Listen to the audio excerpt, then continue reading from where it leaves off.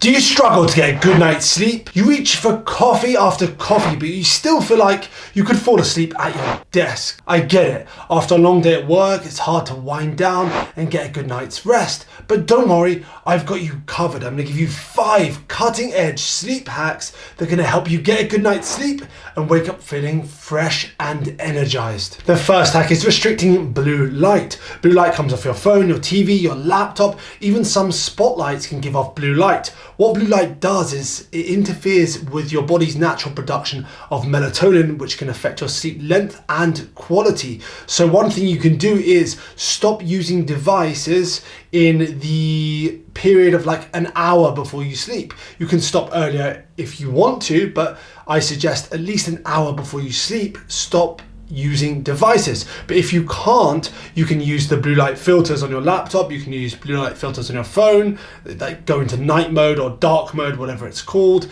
and you can just stop watching TV. Another method you can use is to get blue light blockers. That means that will block light from your spotlights if you've got them, from your bathroom, your kitchen, whatever.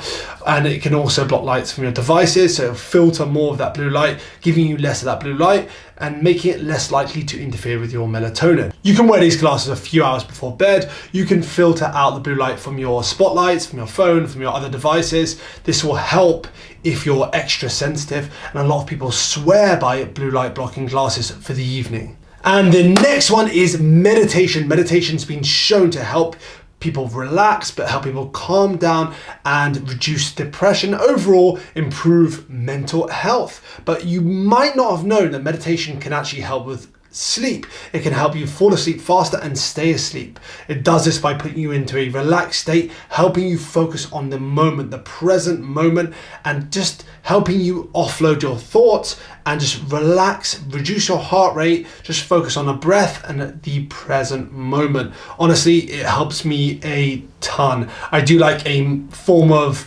hypnosis, like sleep hypnosis meditation rather than just pure meditation. This seems to help me the most because it provides some noise while I'm going to sleep. I use one by Michael Seeley. You can use a headspace meditation. You can use one on YouTube. I'll drop some links below, but the Michael Seeley one I use, the reason I like it is because I can set it for like half an hour on my like Spotify, or you can maybe download it and just set it for half an hour on a timer. Either way, it really helps me just relax and just focus on the now, focus on a present moment, and it helps me just unwind. Hack number 3 is using a weighted blanket. You may or may not have heard of weighted blankets, but they've become pretty popular in the last few years. They can be quite expensive, which is off-putting, but nowadays you can get fairly reasonably priced ones on Amazon. What they do is they provide a pressure stimulation which helps you relax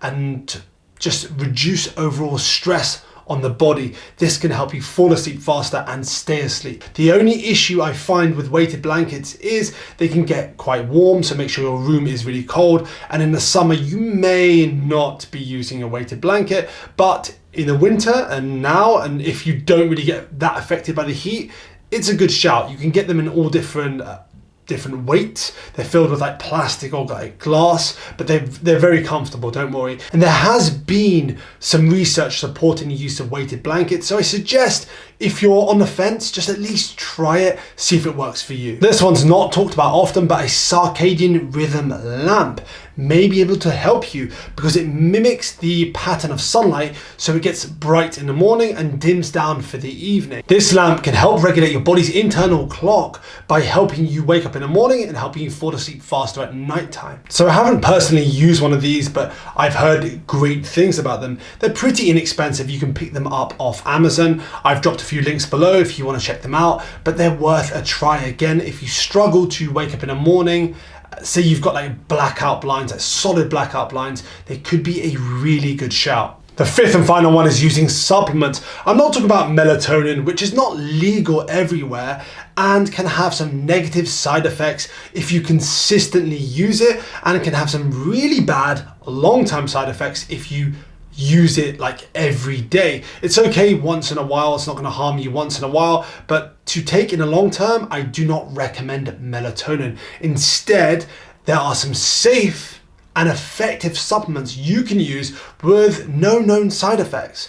One of those supplements is L-theanine, which is an amino acid which can be taken in pill or powder form, and has been shown to help you get to sleep faster and stay asleep. You can take 200 to 400 milligrams 1 to 2 hours before bed. Another safe and effective supplement I recommend you trying is magnesium. Magnesium is a mineral which has been shown to reduce overall stress levels and help you relax, which is key before you go to bed. So magnesium comes in many different forms, so it's important to know that some of the cheaper forms can cause GI distress, so it can cause you to run to the toilet and really loosen your stools.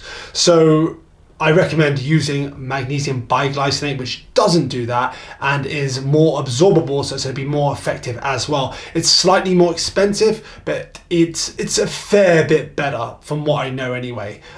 You can experiment with the cheaper forms if you want, but I recommend trying a biglycinate. Actually, I say it's more expensive, but nowadays you can get some very fair priced magnesium biglycinate. I've dropped a few links on the magnesium biglycinates I would recommend you using, or recommend trying at least. Some other things you can do to sleep better at night: you can get blackout blinds, you can use a sleep tracking app, you can use some white noise to fall asleep to, you can stop eating any large meals like 2 hours before you sleep, stop doing any heavy exercise 2 hours before you sleep, cut out caffeine 10 hours before you sleep, and not drink alcohol before you sleep. And there you have it. Those are my top 5 cutting edge hacks that are going to help you sleep better, with some bonus tips as well. If you've got any questions at all, comment below. That's really all I wanted to cover. Just some hacks to help you sleep better at night beyond the traditional advice. If you enjoyed this video, hit that thumbs up button. We'll talk soon.